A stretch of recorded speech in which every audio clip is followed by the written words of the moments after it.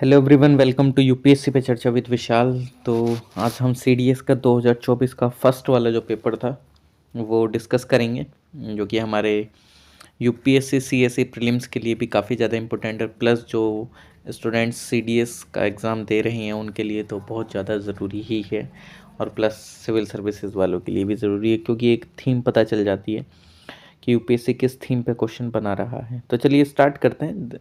सबसे first question जो कि बोला गया है इसमें कि कंसिडर करिए, ये जो स्टेटमेंट है जोरवे कल्चर को लेके टेक्कन के, ये कवर करता है प्रैक्टिकली जो भी होल मॉडर्न महाराष्ट्र है एक्सेप्ट कोस्टल कोंकण डिस्ट्रिक्ट को छोड़कर। ये जो परवारा गोदावरी वैली है वो देखी जाती है कि वो एक न्यूक्लियर जोन है। Valley seems to have been the nuclear zone. और जो लार्ज साइट है इस कल्चर की yield evidence of shifting agriculture, मतलब जो लार्ज साइट है इस कल्चर की वो लगभग अगर आप देखा जाए तो ईल्ड एविडेंस ऑफ शिफ्टिंग, मतलब यहाँ पे आपको देखने को मिलेगा शिफ्टिंग कल्चर के एग्जांपल्स, या एग्जांपल इन द सेंस कि उसके एविडेंस।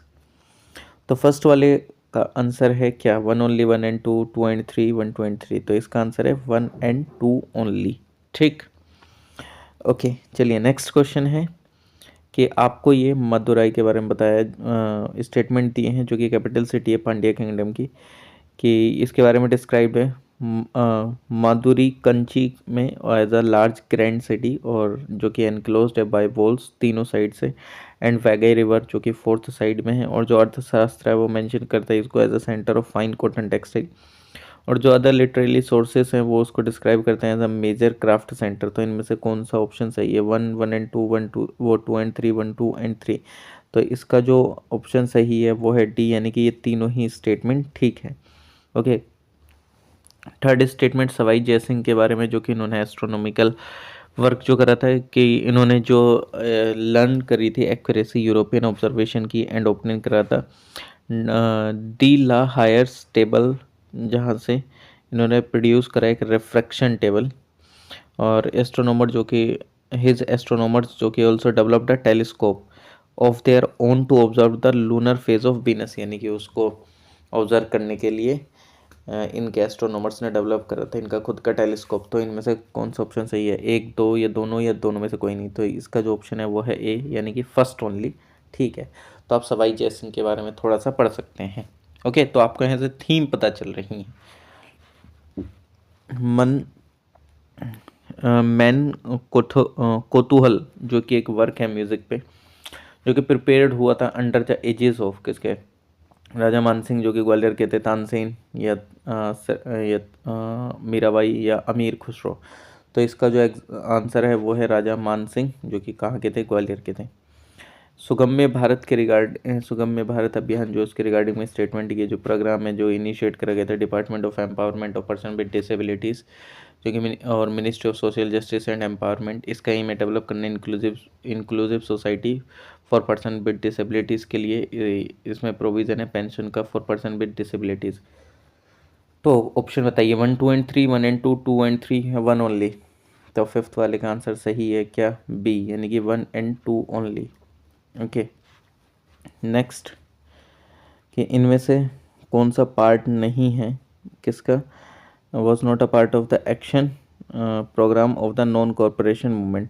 तो जो कांग्रेस ऑर्गेनाइजेशन थी, मतलब एक तरीके से अगर देखा जाए तो was not a part of the action programme of the non corporation movement. तो Congress organisation was to reach down to the village and the mohalla level, कि वो गाँव और मोहल्ला लेवल पे गई। बॉयकॉट हुआ गवर्नमेंट का boycott of government affiliated schools and colleges, मतलब जितने भी गवर्नमेंट से एफिलिएटेड कॉलेजेस सर स्कूल थे उसका बॉयकॉट हुआ। Taking control of the law and order machinery of the state by the Congress working committee, यानी कि इन्होंने पूरा लॉ एंड ऑर्डर मशीनरी को अपने हाथ में ले लिया था कांग्रेस वर्किंग कमेटी ने। यह सरेंडर कर दिया था जितने भी टाइटल एंड ऑनर्स थे जो कि गवर्नमेंट के द्वारा दिए गए थे। तो इसका आंसर क्या है सही? वो है सी, यानी कि ये पार्ट नहीं था, बाकी सारी चीज़ें करी गई थी। कि लॉ एंड ऑर्डर को अपने हाथ में कैसे ले लेंगे भाई कांग्रेस वर्किंग कमेटी, वो तो यूरोपियंस के हाथ में रहेगी तभी ना वो ब्रिटिश मतलब अपना रूल जमा के रखेंगे। लॉ एंड ऑर्डर हमारे हाथ में आ जाता तो हम तो बहुत पहले ही आज़ाद हो जाते हैं, नहीं? क्वेश्चन नंबर 7 जो कि modern state and forest people के बारे में बताता है। इसमें 4 स्टेटमेंट उसने दिए हैं कि जो फॉरेस्ट पीपल है वो सब्जेक्ट टू न्यू नॉर्म्स है और political and economic dominance and जो नेसेसिटी है सबॉर्डिनेट एसिमुलेट करने की lead to a change in the earlier attitude of excluding these people from imperial territory. जो स्टेट है वो रिकोगनाइज करता है कि जो फॉरेस्ट है वो produce that the forest produce was the sole monopoly of the forest people, कि जो मतलब फॉरेस्ट प्रोड्यूस है वो एकदम फॉरेस्ट लोगों का ही मोनोपोली है उस पर। जो स्टेट है वो कंसर्न है with the conservation of forest and to this end the burning of forest was prohibited, यानी कि जो स्टेट है वो कंसर्न है कंजर्वेशन को लेकर फॉरेस्ट के एंड इसकी और इस चीज़ को एंड करने के लिए बर्निंग ऑफ फॉरेस्ट को वो प्रोहिबिट करा गया and to this end the burning of forest was prohibited. ठीक, मतलब वो पेड़ों को जलाना या फॉरेस्ट को जलाना वो प्रोहिबिट करा गया। और जो फॉरेस्ट पीपल थे वो could be harness to serve the state and could be used as a troop spies and assassins, यानी कि मतलब कुल मिला के उनको ट्रूप्स एज अ यूज़ करा जा सकता है, स्पाइस वगैरह यूज़ करा जा सकता है, ठीक, स्टेट के द्वारा। तो कौन सा ऑप्शन, मतलब how many of the above statement is are correct, ये इसमें ये नहीं पूछ रहा है। देखो how many of the above statements, यानी कि कितने स्टेटमेंट इसमें करेक्ट है, ये नहीं बोला कि उसने पहला से ये, दूसरा से ये, तीसरा से ये, चौथा से ये। देखो ये एक अलग तरीका लिया है। इसमें ये पूछा है उसने कि कितने स्टेटमेंट करेक्ट हैं, 1 2 3 4, कितने स्टेटमेंट इसके अंदर में करेक्ट है। तो ये जो 7th वाला है ये काफ़ी अच्छा क्वेश्चन है और इसका आंसर है वो है सी। ऑप्शन के लिहाज से तो और भी अच्छा क्वेश्चन है। सबको लगेगा कि तीसरा सही है, नहीं, उसने पूछा कितने स्टेटमेंट्स करेक्ट हैं। ठीक, नेक्स्ट,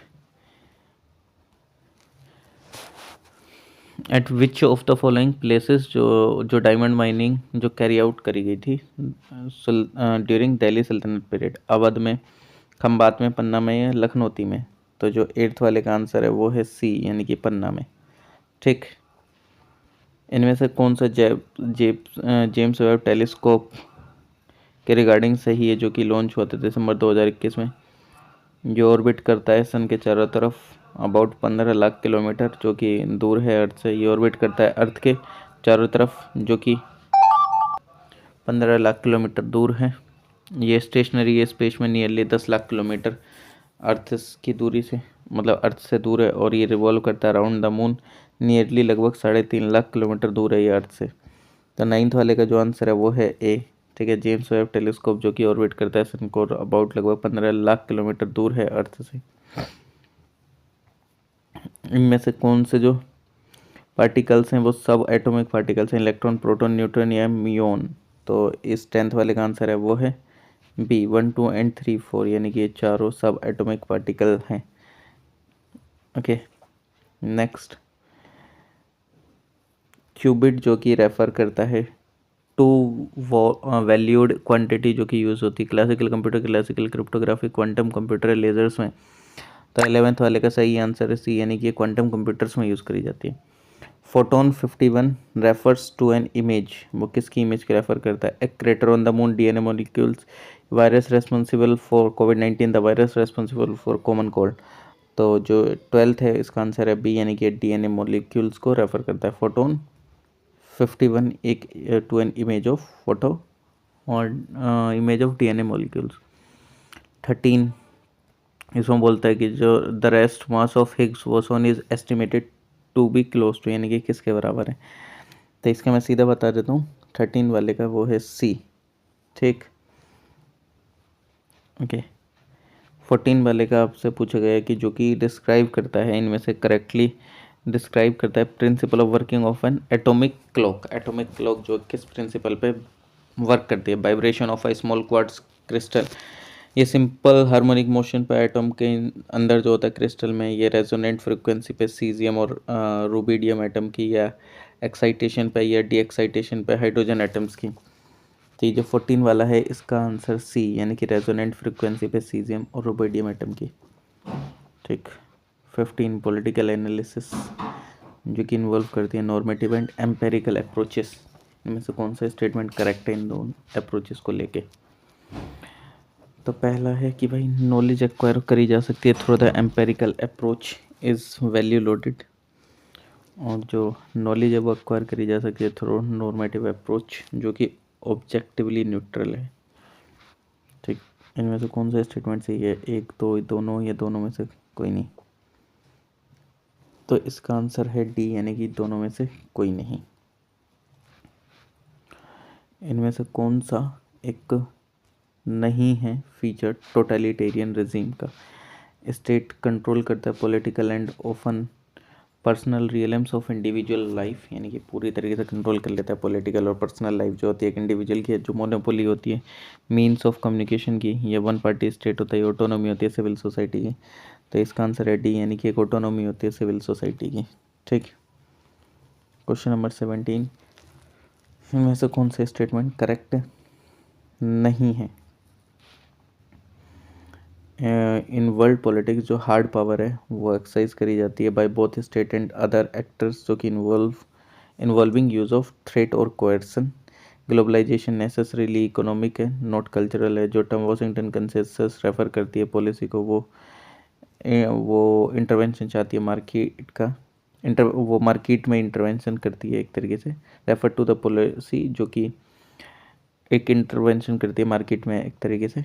और टर्की जो कि जनरली अंडरस्टूड करी जाती है as a economic self sufficiency. ठीक, तो 17 वाले का जो आंसर सही है वो है बी, यानी कि 2 और 3 सिर्फ बीच के 2 ही सही हैं, बाकी गलत हैं। ठीक, तो आपको पता चल रहा होगा कि आपको क्या क्या पढ़ना है।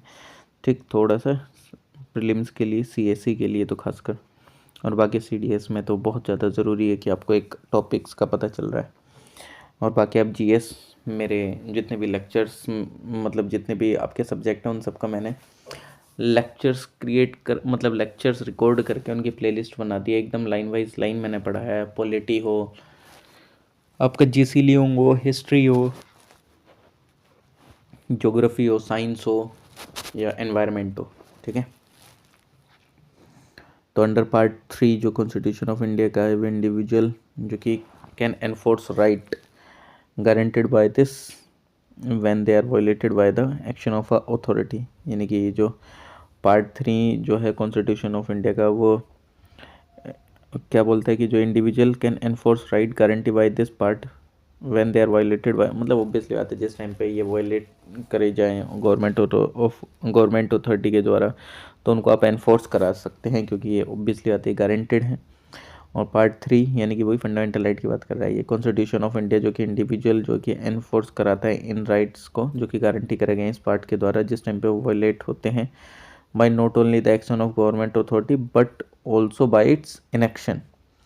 तो 18 का आंसर है सी, ऑब्वियसली बात है भाई, एकदम पूरी तरीके से गारंटी दी गई है फंडामेंटल राइट के रिगार्डिंग। तो आप इनको एनफोर्स करा सकते हैं हाई कोर्ट या सुप्रीम कोर्ट के थ्रू जाके भी। जो international covenant on civil and political rights provide करता है हर एक को shall have the right to recognition everywhere as a person before the law, यानी हर एक के पास राइट है कि वो उसका भी राइट, मतलब उसको भी रिकॉग्निशन मिले हर जगह। ठीक, जितने भी इंडियन एग्री हैं इस प्रिंसिपल पे with the ethos of ICCPR, it has not ratified it fully, but हाँ फुल्ली हमने रेटिफाइड नहीं करा है। तो 19 का जो आंसर है वो क्या होना चाहिए? यस, एग्जैक्टली ए इसका सही आंसर है, सेकंड वाला जो है वो गलत है। ठीक, अब इनमें से क्वेश्चन नंबर 20 अगर आप जो देखेंगे वो है with respect to the right to have a legal aid, legal aid के रिगार्डिंग में कौन सा करेक्ट है? Under the constitution of India ये दिया गया है, it is given under the directive principle of state policy, यानी कि जो लीगल एड के बारे में वो DPSP में दिया गया है कॉन्स्टिट्यूशन में। ये ड्यूटी है पुलिस की कि वो इन्फॉर्म करें नियरेस्ट लीगल एड कमेटी को इमीडिएटली उनके अरेस्ट करने के बाद किसी भी पर्सन को। तो इसमें 20 वाले का कौन सा सही है? सी, यानी कि बोथ 1 और 2। Universal declaration of human rights से रिलेटेड 2 स्टेटमेंट दिए गए हैं, और वो क्या कहता है कि जो डिक्लेरेशन है वो प्रोवाइड करता है कि जो हर एक को राइट टू सीक है and enjoy in other country asylum from prosecution in respect of political crimes, यानी कि वही है कि अगर पॉलिटिकल क्राइम्स से अगर उसको प्रोसिक्यूशन करा जा रहा है तो उसके पास राइट है कि वो कहीं पे भी दूसरी कंट्री में जाकर असाइलम ले सकता है। ये जो डिक्लेरेशन है वो प्रोवाइड करता है कि हर एक के पास फ्रीडम है आर्बिट्रेरी डिप्राइवल से related nationality except for the freedom to change nationality.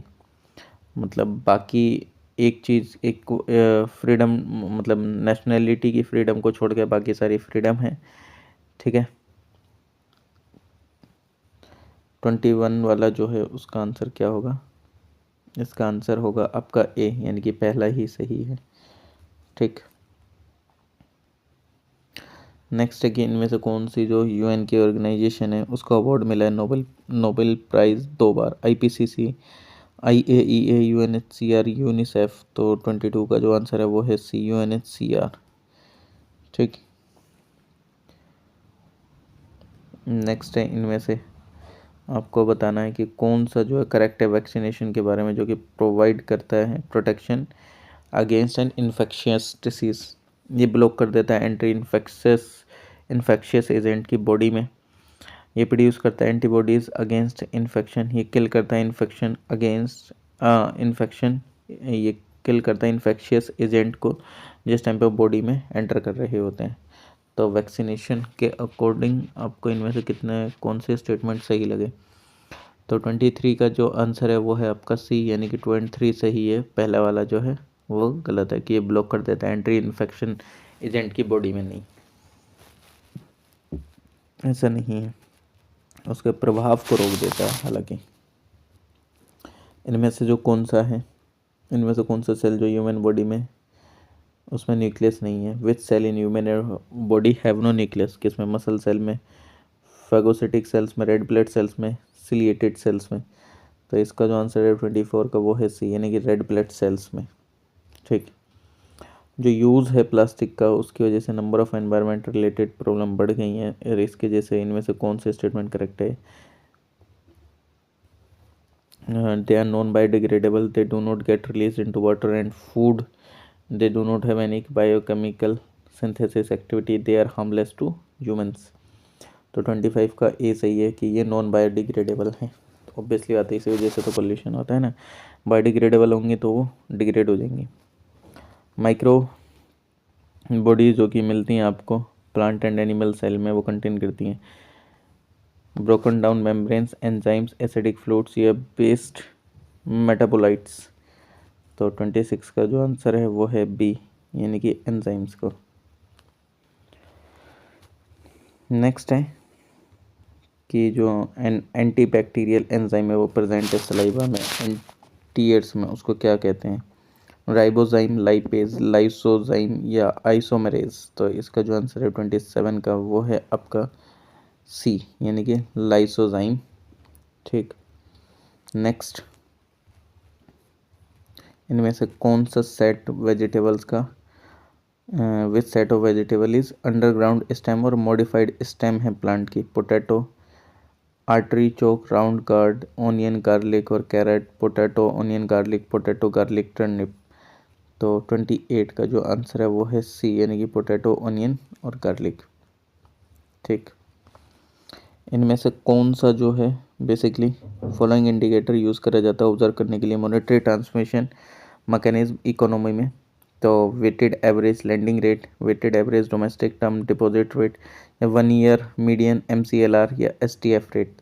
तो 1 and 2, 1, 2 and 3, 3 and 4, 4 ओनली। तो 29 का जो है वो कौन सा ऑप्शन सही है? वो है बी, 1, 2 and 3। अगर आपको इकोनॉमी अच्छे से जाननी है तो मेरा जो प्लेलिस्ट है रमेश सिंह, मैंने उसमें कवर कर रखी है, वो जाके देख लो, ठीक है। ये सारी एक्सप्लेनेशन उसी में मिल जाएगी डिटेल में आपको, ओके। CDS वाले स्टूडेंट भी और प्रीलिम्स जिनका है सिविल सर्विसेज वाले, वो भी कभी भूल नहीं पाओगे, इकोनॉमिक्स इतना अच्छे से करा रखा है, ठीक है।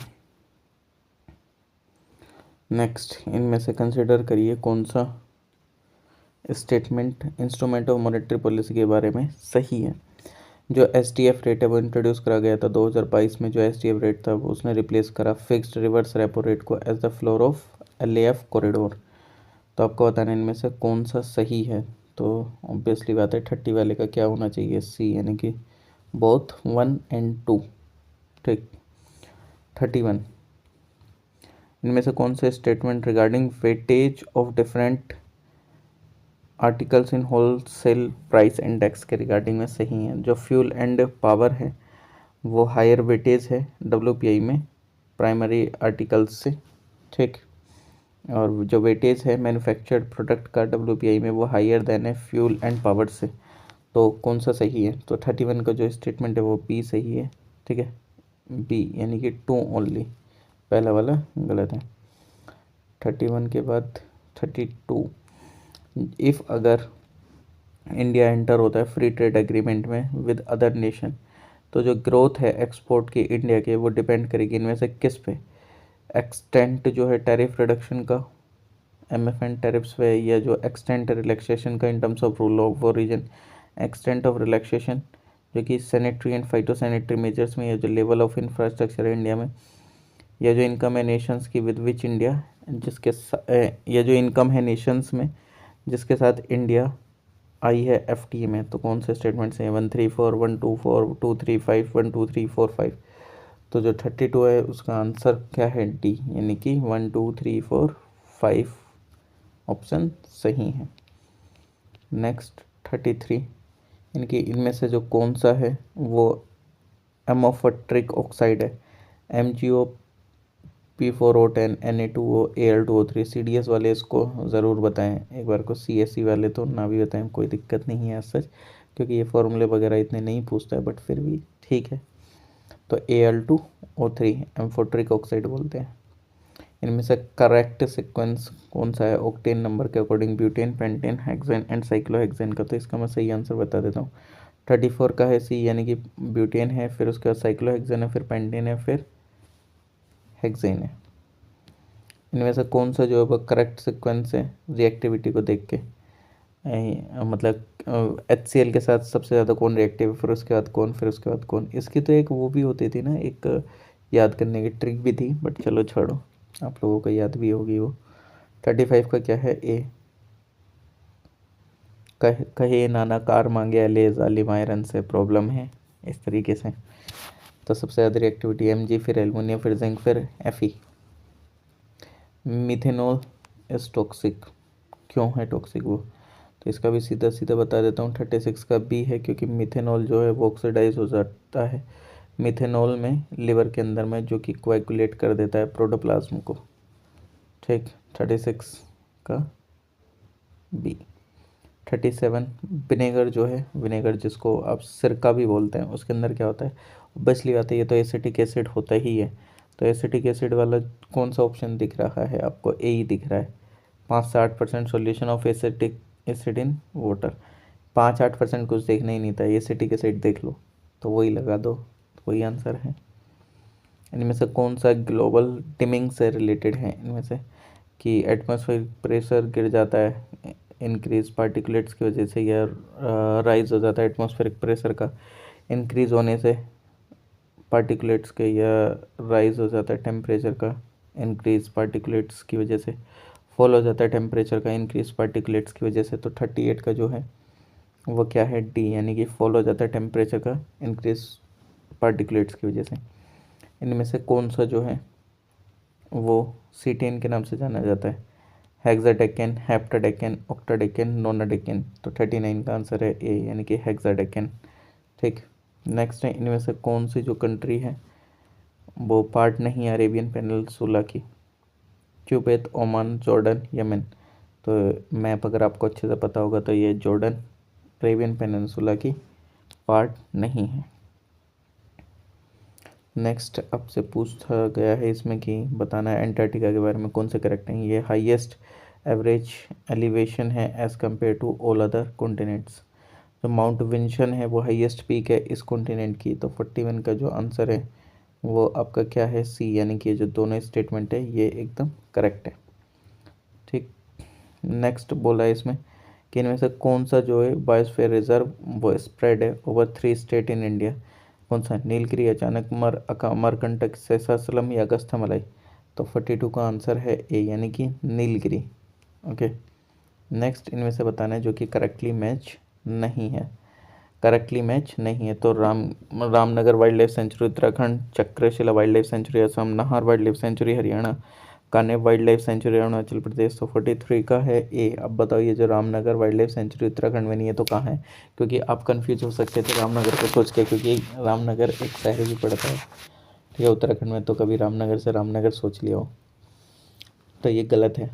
ठीक, इनमें से जो कौन सा है स्टेटमेंट कोकोनट प्रोडक्शन के बारे में लक्षद्वीप में वो करेक्ट है कि जो प्रोडक्टिविटी है पर हेक्टेयर वो हाईएस्ट है भारत में, और जो ऑयल कंटेंट है नट्स में वो हाईएस्ट है वर्ल्ड में। ओके, तो इनमें से कौन से स्टेटमेंट सही है? तो आपको 44 का जो आंसर है वो है सी, यानी कि ये दोनों ही स्टेटमेंट सही हैं। ठीक,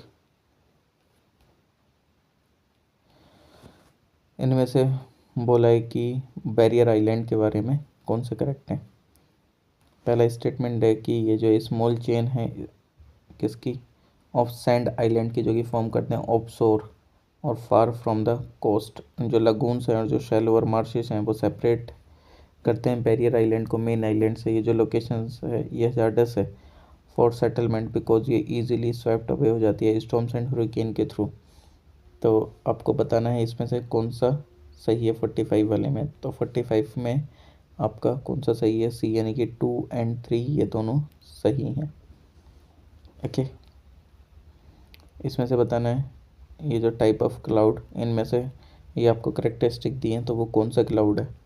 ये दिया है कि ये high thin puffy white cloud है आइस क्रिस्टल का, जो कि रिपल्स की तरह दिखता है। ये अपीयर होता है 20,000 फीट से 4,000 फीट के अब अर्थ सरफेस के। इनमें से कौन सा जो टाइप है वो मैकरल स्काई है, मतलब उसका जो एक जो टाइप है उस क्लाउड का वो मैकरल स्काई है, बिकॉज ये जो क्लाउड है वो रिजेंबल करता है लार्ज फिश स्केल, स्पेशली जिस टाइम पे वो कलर्ड पिंक हो मतलब when they are coloured pink at sunset.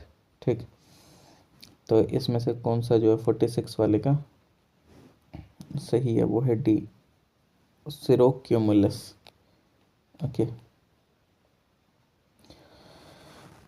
अब आपको बताना है ये ड्रेनेज पैटर्न आपको दे रखा है उसके करेक्टरिस्टिक, तो वो कौन सा ड्रेनेज पैटर्न है 47 वाले का? तो दिया है कि ये रिप्रेजेंट करता है मोस्ट कॉमन पैटर्न स्ट्रीम्स का एंड उनके ट्रिब्यूटरीज का। ये होता है in areas of uniform rock type and regular slope में। ये मैप और एरियल फोटोग्राफ है जो कि शो करता है एक pattern like the vein on a leaf.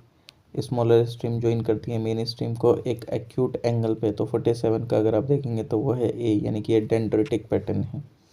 तो ये अगर आपको अच्छे समझना है ज्योग्राफी तो वो आप जी सी लियोंग देख लो जाके। ठीक, मैंने तो वैसे हर एक सब्जेक्ट की क्रिएट कर रखी है, आपको कहीं जाने की ज़रूरत ही नहीं है, सारा पढ़ो, एकदम लाइन टू लाइन पढ़ा रखा है। इसमें से बताना है कि कौन सा मतलब गेटवे के बारे में, मतलब गेटवे सिटी के बारे में करेक्ट है। तो जो सिटी है जो कि फिजिकली लोकेशन, इसको make it a link between one country and other और between one region and other. ठीक, मतलब फिजिकल लोकेशन जो है उसकी वो लिंक बनाती है एक कंट्री से दूसरी कंट्री में और एक रीजन से दूसरे रीजन में। एक गेटवे जो कि वो सिटी एक्सरसाइज करती है कंट्रोल पूरे लार्ज एरिया पे, बिकॉज ये कमांड करती है entry and exit exit rights and power जो कि एक पर्टिकुलर कंट्री के रीजन पे। और जो काफ़ी सारे जो गेटवे सिटीज़ हैं वो पोर्ट्स हैं और काफ़ी ज़्यादा जो है वो फॉर्मली एडमिनिस्ट्रेटिव सेंटर थे कॉलोनियल गवर्नमेंट के। तो इनमें से कितने स्टेटमेंट सही हैं? 48 वाले का अगर आप आंसर देखेंगे तो वो है डी, यानी कि पहला दूसरा एंड तीसरा, यानी कि तीनों ही सही स्टेटमेंट है। ओके, नेक्स्ट क्वेश्चन है ये थंजावुर, यानी कि इनमें से कौन सा इम्पोर्टेंट अर्ली चोला ने पेंटिंग डिस्कवर करी थी बृहदेश्वरा टेम्पल थंजावुर में 1931 के अंदर में? Buddha with chauri bearers on either side, या शिवा एज योगा दक्षिणामूर्ति, या यक्षकाली, या Parshvanath with snake hood on a lion throne. तो कौन सी इमेज थी? ठीक, कौन सी पेंटिंग थी एक तरीके से? तो जो 49 का आंसर है वो है बी, यानी कि शिवा एज अ योगा दक्षिणामूर्ति। इनमें से कंसिडर करिए स्टेटमेंट इनिशियल डेवलपमेंट के रिगार्डिंग रेलवेज के भारत में ब्रिटिश के द्वारा। तो जो प्राइवेट फाइनेंशियल इन्वेस्टर थे रेलवेज में वो would get land free from the British government in India, और जो इन्वेस्टर जो कि get a return of 5% on their capital from the government if they run at a loss और secured इन educate profit, और जो railway would be jointly managed with the government. तो इसमें अगर आप देखेंगे तो ये क्वेश्चन नंबर 50 इसका जो आंसर सही होगा वो है बी, यानी कि दो स्टेटमेंट इनमें सही हैं, लेकिन इसमें ये नहीं पता लग पाता है कि वो दो स्टेटमेंट कौन से हैं। तो इस वजह से आंसर किए आने के बाद भी वो आपको क्लैरिफाई नहीं कर पाती हैं चीज़ें।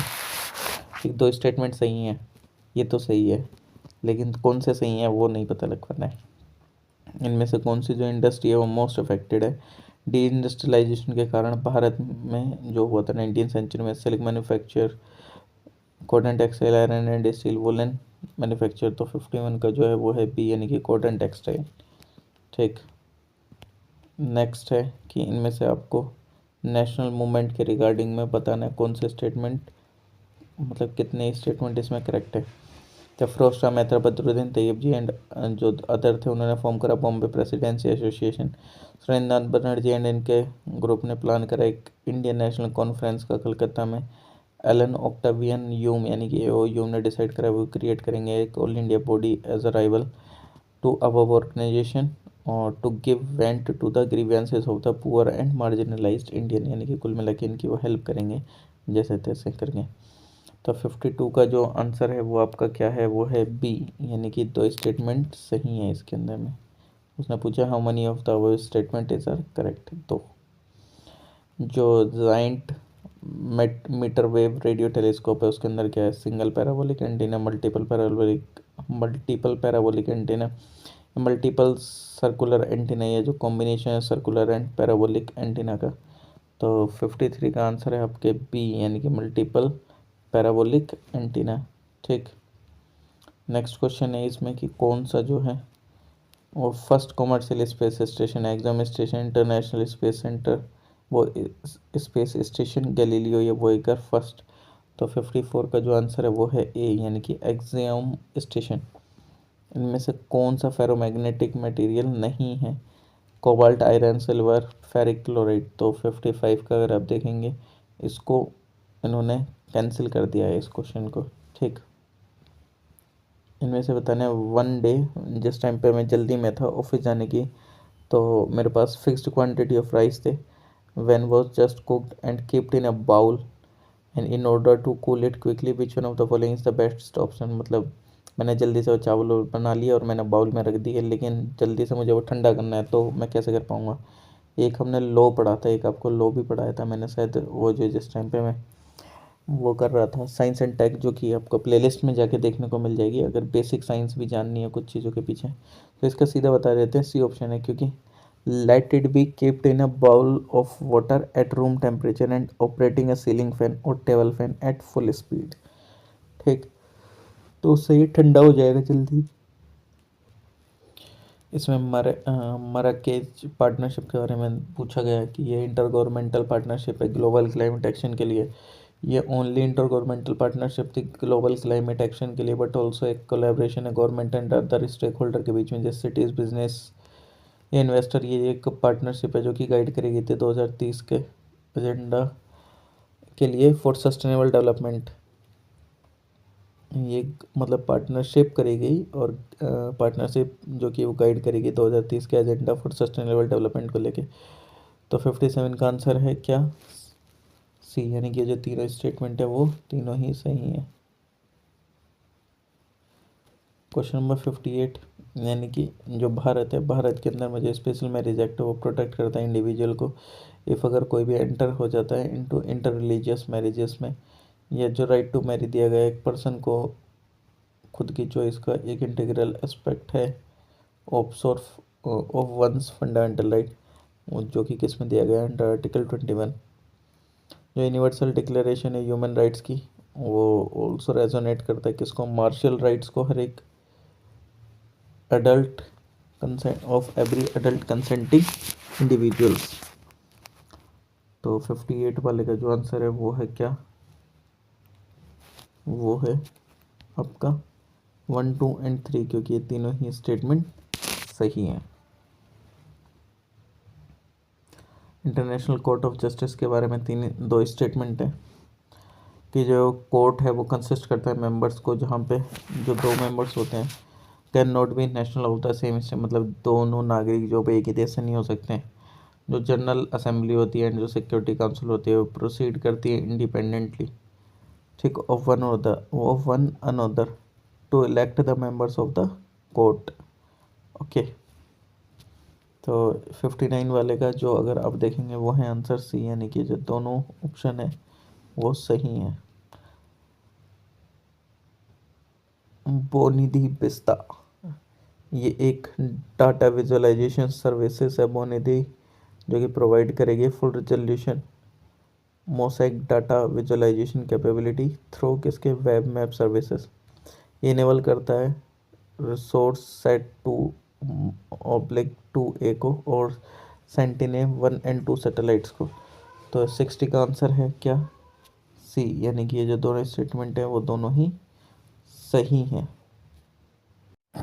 चलिए आगे देखते हैं क्वेश्चन नंबर 61, जो कि इसमें बोल रहा है कि क्या ऑब्जेक्टिव्स थे एक तरीके से जो G20 समिट हुई थी 2003 में under India's presidency. Green development, accelerating progress on SDG या वुमेन लेड डेवलपमेंट। तो ये इस तरीके का क्वेश्चन CAPF में भी आया है, तो आप समझ सकते हैं कि UPSC रिपीट करती रहती है अपने वो स्कोर थीम एरिया को, और सेम एग्जैक्टली इसी तरीके से था वो क्वेश्चन। तो 1 and 2 only, 2 and 3 1, 2 and 3 1 and 3।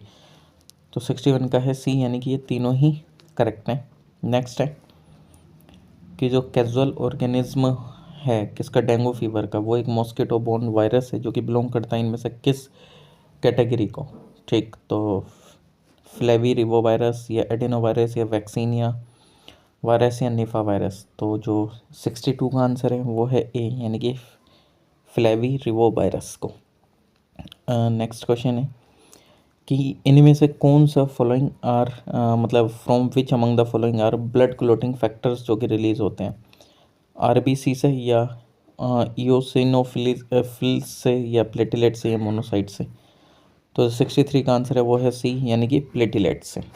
Okay, next question है 64 कि जो पल्स है वो मतलब महसूस होती है due to rhythmic contraction and relaxation of the किसके, चैम्बर्स ऑफ हार्ट जो कि वॉल्व्स प्रेजेंट है वीन्स में उसके वजह से, या एरोटा या मेन जो आर्टरीज हैं उसकी वजह से, या जो वाल्व हैं हार्ट के उसकी वजह से।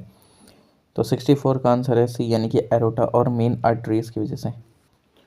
नेक्स्ट क्वेश्चन है क्वेश्चन नंबर 65 कि जिस टाइम पे जो एक्स है उनको हीट कर दिया जाए तो जो ट्रांसपेरेंट लिक्विड पोर्शन है अराउंड योक वो सॉलिड में टर्न हो जाता है और टर्बिड वाइट, और ये हैपन होता है मतलब ये ऐसा होता है थर्मल डीनेचुरेशन ऑफ किसकी वजह से, फैट्स, प्रोटीन, राइबोसोम, शुगर या कार्बोहाइड्रेट। तो 65 का आंसर है आपके बी, यानी कि प्रोटीन्स की वजह से।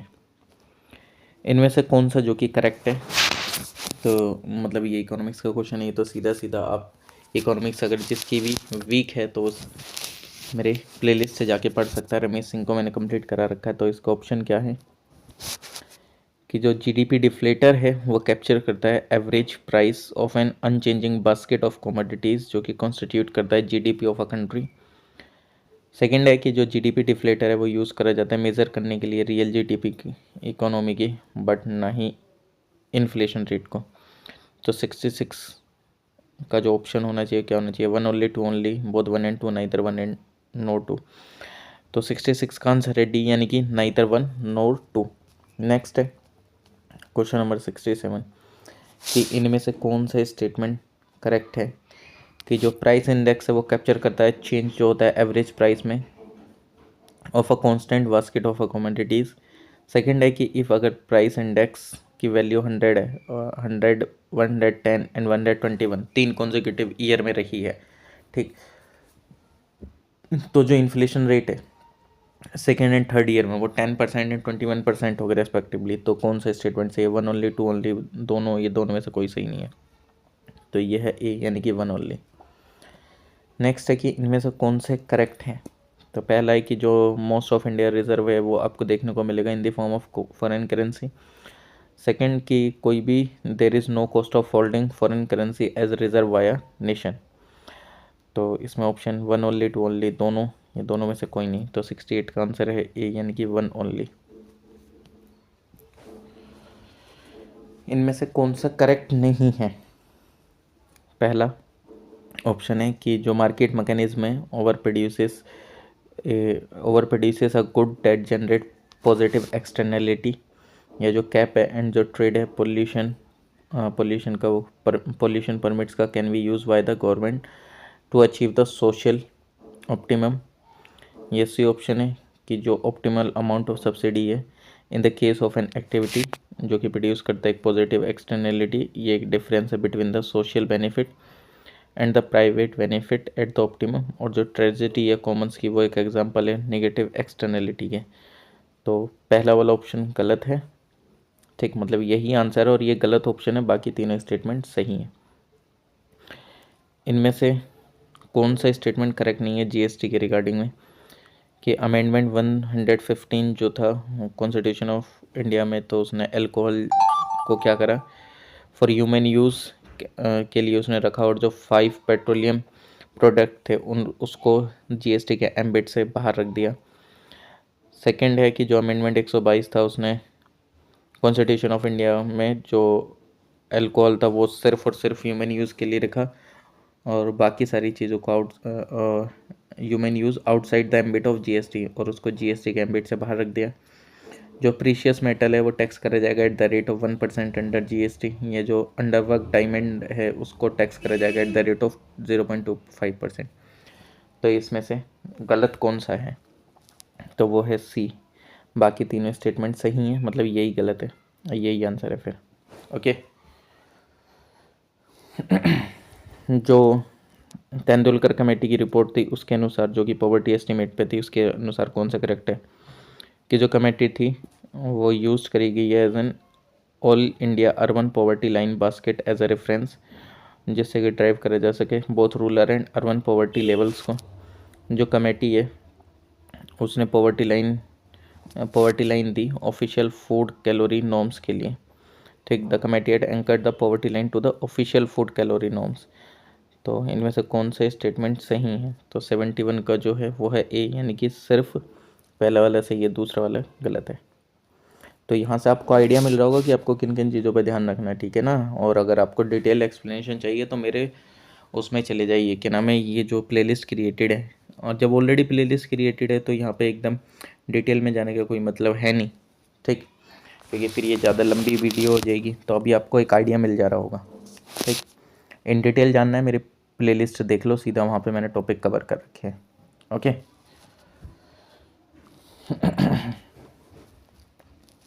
इनमें से कौन सा जो कंपोनेंट है सेंट्रल गवर्नमेंट का, taxes on petroleum product is not shareable with the state? तो कौन से शेयरेबल नहीं है? Basic excise duty, additional excise duty या स्पेशल एडिशनल एक्साइज ड्यूटी? तो 72 का आंसर है डी, यानी कि 2 और 3 शेयरेबल नहीं है। नेक्स्ट है कि जो लेवल्स है ऑफ पर कैपिटा जीडीपी के, वो डिपेंड करता है इनमें से किस पे? जो पोर्शन है पॉपुलेशन का वर्किंग एज की उस पे, ये वर्क पार्टिसिपेशन रेट पे, या पर वर्कर प्रोडक्टिविटी पे? तो जो 73 का सही है वो है डी, यानी कि ये जो तीनों ऑप्शन हैं ये तीनों ही सही हैं। नेक्स्ट, इनमें से जो कौन सा जो कि इंक्लूडेड है M1 की डेफिनेशन है मनी की इंडियन इकोनॉमी के? रिजर्व करेंसी, टाइम डिपॉजिट या डिमांड डिपॉजिट? तो इनमें से कौन सा ऑप्शन सही है? 1 एंड 3, 2 एंड 3, 2 एंड 4, 1, 3 एंड 4? तो 74 का आंसर कौन सा सही है? सी, यानी कि 2 एंड 4। इनमें से कौन सा स्टेटमेंट करेक्ट नहीं है नेशनल इनकम अकाउंटिंग के रिगार्डिंग में भारत की? तो जो इम्पोर्ट्स हैं वो सब्ट्रैक्ट होते हैं इन कैलकुलेटिंग जीडीपी, ये जो नेट फैक्टर पेमेंट जो कि अर्न हुआ है अब्रोड से वो इंक्लूड होते थे जीडीपी में। ये जो परचेज है एंड जो सेल है सेकेंड हैंड प्रोडक्ट की वो इंक्लूड नहीं होते हैं जीडीपी में। ये जो इन्वेंट्रीज है वो इंक्लूड होती है जीडीपी, वो ग्रोस डोमेस्टिक कैपिटल फॉर्मेशन में। तो 75 का आंसर बी, यानी कि ये गलत है, बाकी तीनों सही हैं, तो यही आंसर है इसका, ठीक। नेक्स्ट की under normal downward sloping demand curve, जो फुल्ली इलास्टिक सप्लाई कर्व है कमोडिटी का, वो एक एन एक्सोजेनस डिक्रीज देखने को मिलेगी डिमांड में। उसकी वजह से क्या होता है? इंक्रीज़ होता है इक्विलिब्रियम प्राइस एंड क्वांटिटी में, डिक्रीज़ हो जाता है इक्विलिब्रियम प्राइस एंड क्वांटिटी में, डिक्रीज़ होता है इक्विलिब्रियम क्वांटिटी एंड कोई भी चेंज नहीं होता है प्राइस में, या इंक्रीज़ हो जाता है इक्विलिब्रियम प्राइस एंड कोई भी चेंज नहीं होता है क्वांटिटी में। तो 76 का आंसर है सी, यानी कि डिक्रीज़ हो जाता है इक्विलिब्रियम क्वांटिटी में एंड कोई भी चेंज नहीं होता है प्राइस में। इनमें से कौन सा करेक्ट ऑर्डर है एटॉमिक रेडियस के रिगार्डिंग में? लिथियम, सोडियम, बेरिलियम और ऑक्सीजन में? तो इसका 77 का सीधा आंसर बता देता हूँ, वो है ए, यानी कि करेक्ट ऑर्डर है ये एटॉमिक रेडियस का, सबसे ज़्यादा सोडियम का, फिर लिथियम, बेरिलियम, फिर ऑक्सीजन। ठीक, यानी कि सीधे सीधे सही ही लिखे थे। इनमें से कौन सा जो कैटालिटिक सिस्टम है यूज़ करा जाता है रिडक्शन करने के लिए unsaturated hydrocarbon to saturated hydrocarbon? Copper and hydrogen, iron and hydrogen, zinc and hydrogen, nickel and hydrogen. तो 78 का आंसर है डी, यानी कि निकल एंड हाइड्रोजन। इनमें से कौन सा जो कि हाईएस्ट आयनिक करेक्टर है, BeF3, SiO2, NCl3 या K2S? 79 का जो आंसर है वो है डी, यानी कि ये हाईएस्ट आयनिक करेक्टर है इसका, K2S का। इनमें से कौन सा statement regarding ice cap climate correct है? इन द कोइपन क्लाइमेटिक क्लासिफिकेशन जो आइस कैप क्लाइमेट है वो सिग्निफाई करा गया था लेटर EF से, और ये अर्थ का मोस्ट सीवियर क्लाइमेट है जहाँ पे जो मीन मंथली टेम्परेचर है वो कभी भी अबव नहीं होता है 0 डिग्री सेल्सियस से। ये जो क्लाइमेट है ये मिलता है आपको Pir Panjal and great Himalayas में। ठीक, तो क्वेश्चन नंबर 80 का जो सही आंसर है वो है बी, यानी कि 1 and 2 ओनली।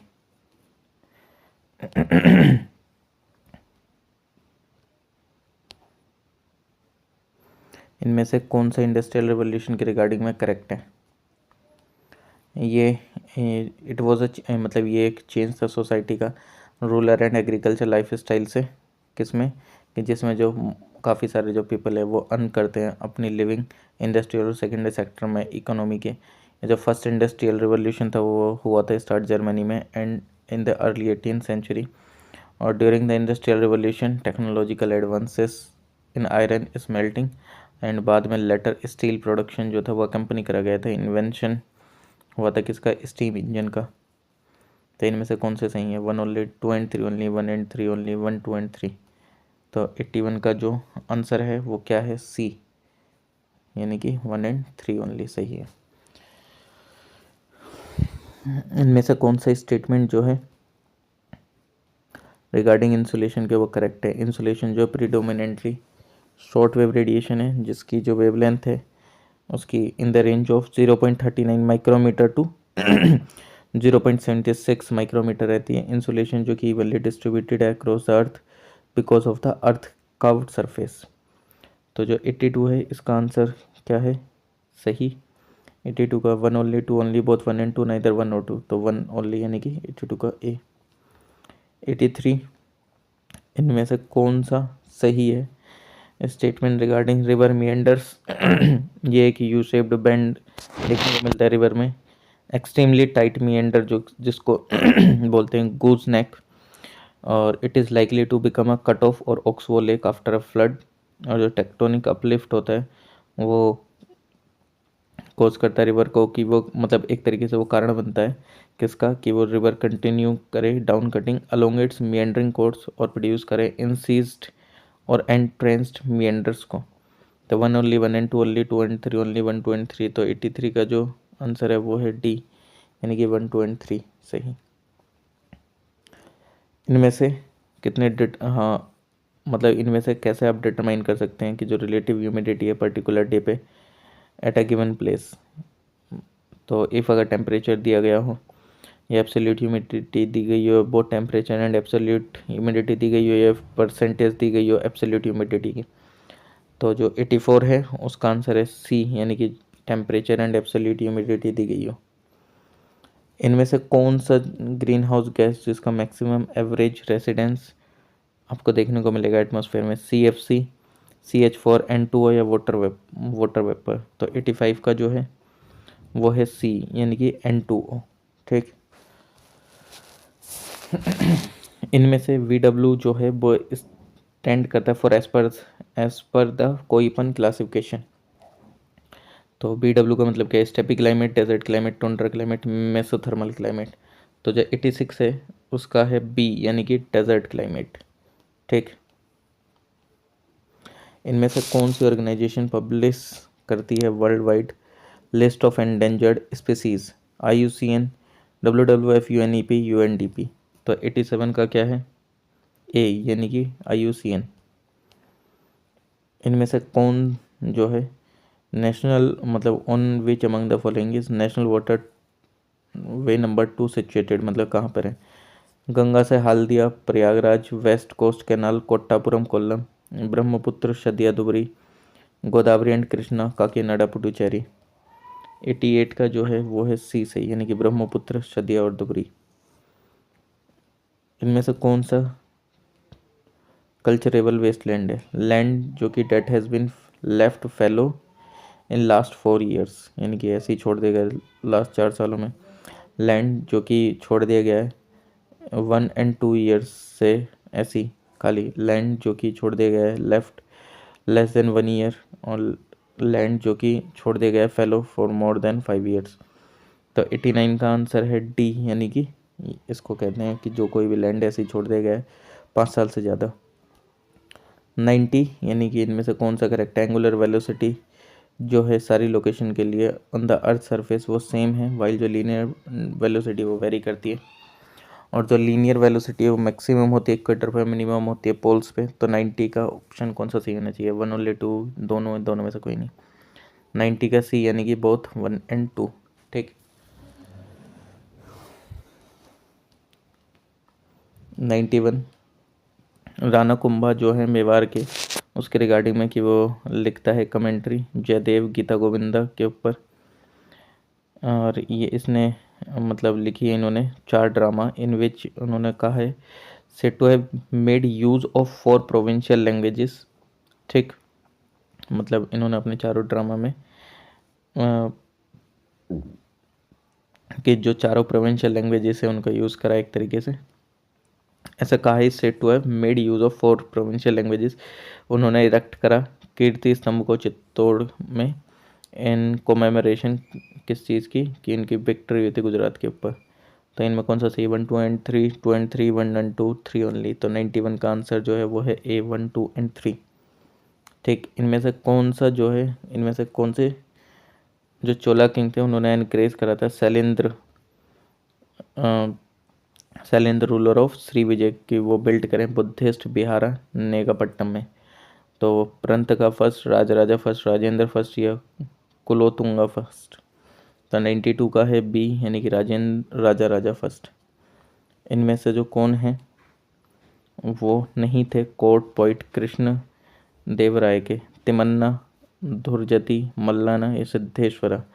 तो 93 का है डी, यानी कि सिद्धेश्वरा नहीं थे, बाकी तीनों थे तिमन्ना, धुरजती, मल्लाना। इनमें से कौन जो है रॉयल पैट्रियट्स थे? सिम्बा विष्णु एंड महेंद्र वर्मन के, जो कि मिलते हैं आपको केव टेम्पल एट ममल्लापुरम में। वारा केव, रामानुजा केव, आदिवराह केव, त्रिमूर्ति केव? तो 94 का है सी, यानी कि आदिवराह केव। 95 इनमें से कौन से मतलब कौन से स्टेटमेंट सही हैं भक्ति पॉइंट नामदेव के रिगार्डिंग में? उसको देखा जाता है कि he seems to have played a part in transmitting the southern Bhakti to the northern India, यानी कि वो साउथर्न भक्ति को नॉर्थर्न इंडिया में लेकर आए थे। ये रिगरस मोनोथिस्ट एंड अपोज करा इन्होंने कास्ट डिस्टिंक्शन को। ये एक डिवोट फॉलोअर थे कबीर के। तो इनमें से कितने कौन सेलेक्ट द करेक्ट आंसर? कितने स्टेटमेंट करेक्ट है इसमें? How many of the following statement? 1 2 3 या कोई भी नहीं? तो 95 का जो आंसर है वो है बी, यानी कि 2 स्टेटमेंट करेक्ट है। इनमें से कौन सा statement regarding medicine and related practices जो कि मेडिवल इंडिया में हुई थी उसके रिगार्डिंग में करेक्ट है? तो जो इंडियन मेडिसिन था किसका? ग्राइको अरेबिक ट्रेडिशन, जो कि तिब्बी ए यूनानी ऑलमोस्ट आइडेंटिकल थे in its practice with contemporary Persian medicine. जो हार्वेज की जो डिस्कवरी थी of the circulation of blood वो एक्सप्लेन करी गई to a scholarly noble by European traveller Francois Bernier. जो प्रैक्टिस थी स्मॉल पॉक्स की इनोकुलेशन की वो डिस्क्राइब करेगी कंटेम्प्रेरी यूनानी एंड आयुर्वेदिक टेक्स्ट में। तो इनमें से कितने स्टेटमेंट सही हैं? 1 2 3 या कोई सा भी नहीं? तो 96 में देखेंगे तो बी ऑप्शन, यानी कि 2 स्टेटमेंट सही हैं इसके। इनमें से कौन सा स्टेटमेंट वीर सैविज्म के बारे में करेक्ट? वीर सैविज्म के बारे में करेक्ट है। जो वीर सैविज्म का जो ओरिजिन आपको देखने को मिलेगा तो वो आपको 5 ग्रेट रिलीजियन टीचर्स यानी कि रेणुका, दरुका, घंटाकर्ण, धेनुकर्ण या विश्वकर्ण। ठीक, यहाँ पे आपको देखने को मिल जाता है। जो वीर शैव की जो फिलोसफी थी, शक्ति विशिष्ट अद्वैत जो कि नॉन डुअलिटी ऑफ गॉड है। अष्टवर्ण जो कि 8 रूल्स हैं वीर शैविज्म के, वो ऑब्जर्व करे गए फॉलोअर्स के द्वारा। कौन कौन से स्टेटमेंट्स हैं? 1 and 2, 1, 2 and 3, 1 and 3, 3 ओनली। तो 97 का जो आंसर है वो है बी, यानी कि तीनों ही सही हैं। इनमें से किसने प्रोपाउंड करा था कश्मीर शैविज्म को? वसु गुप्ता, अभिनव गुप्ता, रामकंठा या रंगनाथाचार्य? यानी कि 98 का जो आंसर है वो है ए, यानी कि वसु गुप्ता। इनमें से कौन सा जो है किसके अंडर में नहीं है? Under the jurisdiction of protection of human right act 1993। तो NHRC, SHRC या ह्यूमन राइट कोर्ट या ह्यूमन राइट काउंसिल? तो 99 का है डी, ह्यूमन राइट काउंसिल इस एक्ट के अंदर में नहीं आती है, बाकी तीनों आती हैं। ठीक,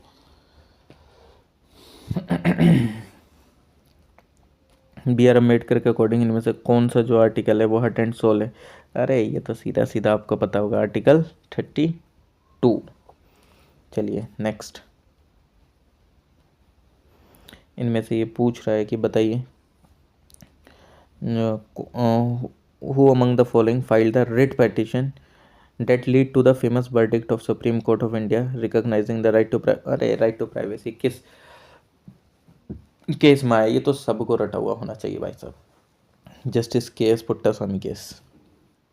42nd अमेंडमेंट के बारे में पूछा गया है क्या कि जो भी इंसर्ट हुए थे प्रीएम्बल में, liberty of thought expression belief वो substituted by liberty of thought expression belief faith and worship, और जो एक्सप्रेशन था यूनिटी ऑफ द नेशन को सब्स्टिट्यूट कर देगा unity and integrity of the nation से। तो 42nd अमेंडमेंट एक्ट के बारे में बताओ, ये तो आपको पता होना चाहिए। तो बी, यानी कि बी वाला सही है, बाकी ऊपर वाला गलत है।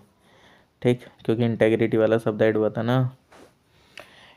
As per the state list under 7th schedule constitution के, तो जो स्टेट है उसकी जो जुरिस्डिक्शन है वो एग्रीकल्चर लैंड के ऊपर है in connection with of the following subject. और कौन कौन से सब्जेक्ट उसके अंडर में आते हैं एग्रीकल्चर लैंड के साथ साथ? जो टैक्सेस वाले होंगे, टैक्सेस ऑन एग्रीकल्चर इनकम, या duties in respect of succession of agriculture land, या state duty in respect of agriculture land. तो 1 and 2, 2 and 3, 1 and 3 या 1, 2 and 3? तो 103 का जो है वो कौन सा? डी, यानी कि 1, 2 and 3 सही है। इनमें से जो 7th एडिशन था इंडियन ओशन कॉन्फ्रेंस का, वो कहाँ हुआ था? ढाका, न्यू दिल्ली, माले या पर्थ में? तो हुआ था ये पर्थ में। ये क्या है? ये आपका करंट अफेयर बेस्ड है, तो इसलिए मैं इसका सीधे सीधा आंसर बता दूंगा जो करंट अफेयर बेस्ड है। ओके,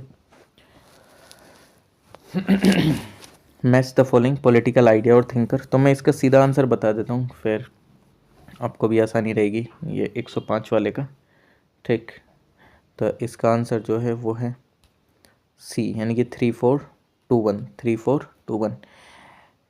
इसका 3, इसका 3, इसका 4, इसका 2 और इसका 1, यानी कि जो human being unlike all other object possesses dignity, ये मैनुअल कांट ने बोला।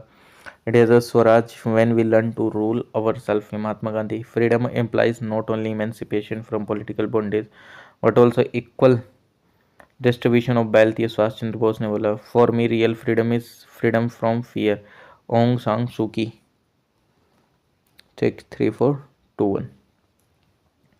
इनमें से किसने मतलब इनमें से कौन ऑथर थे कौन सी बुक के? 4 star of destiny and autobiography. तो ये ऑटोबायोग्राफी है, तो ये किसकी है? ये मनोज मुकुंद नरवणे की। ठीक, 106 का डी।